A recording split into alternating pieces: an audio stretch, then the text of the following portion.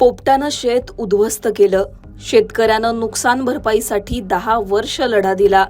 अखेर कोर्टाने ऐतिहासिक निर्णय दिला. वर्ध्याचं हे सगळं प्रकरण नेमकं काय, सविस्तर जाणून घेऊ.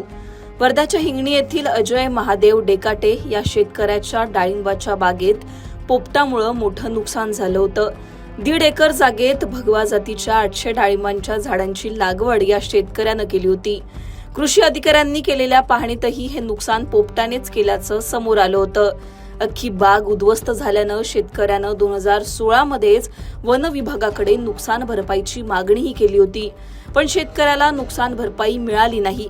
पोपट हा वन्य प्राणी नसून शासन निर्णयात कुठलीही तशी तरतूद नसल्याचं सांगत शेतकऱ्याची नुकसान भरपाई नाकारण्यात आली. अखेर शेतकरी अजय महादेव डेकाटे यांनी हायकोर्टात धाव घेतली.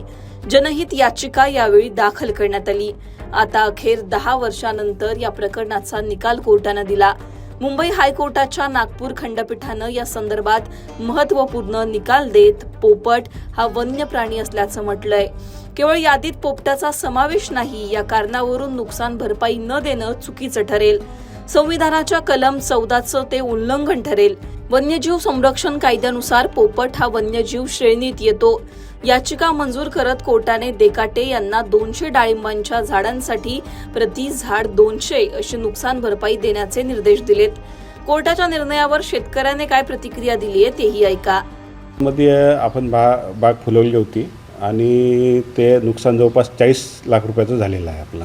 कारण त्याच्यानंतर आमचे प्रयत्न थकले होते का त्यानंतर त्या डाळिंब पिकावर आपण मेहनतच नाही करू शकत होतो. एवढा मोठा लॉस झाल्यावर कोणताच शेतकरी उठत नाही साहेब.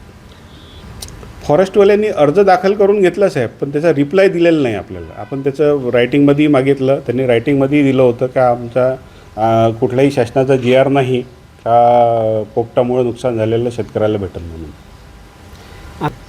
सर या शेवटी प्रत्येकजण आपला म्हणजे बाजू ठेवण्याचा प्रयत्न करतो. जसं आम्ही आमची बाजू ठेवली तशी त्यांनी फॉरेस्टवाल्यांना पण बाजू ठेवलेली असेल, ठीक आहे. पण या PIL मुळे बाकी शेतकऱ्यांचा निश्चितच म्हणजे भविष्यात फायदा होईल. कारण जेवढे काही जंगलाला लागून शेतकरी आहे हा माझा एकट्याचाच प्रश्न नाही होता, बाकी सगळ्या आणखी भरपूर साऱ्या शेतकऱ्यांचा प्रयत्न होता.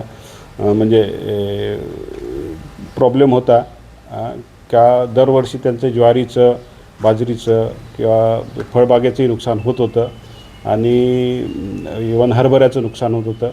मोठ्या प्रमाणात जेवढा डुक्कर माकड नुकसान करते त्याच्यापेक्षा जास्त पोपट नुकसान करतो. दरम्यान कोर्टाच्या या निर्णयामुळे नुकसान भरपाई टाळणाऱ्या वन विभागाला चपराक मिळाली असून पोपटाला सुद्धा वन्य प्राण्याचा दर्जा मिळालाय. वर्ध्याहून रवी येनोरकर, लोकमत.com.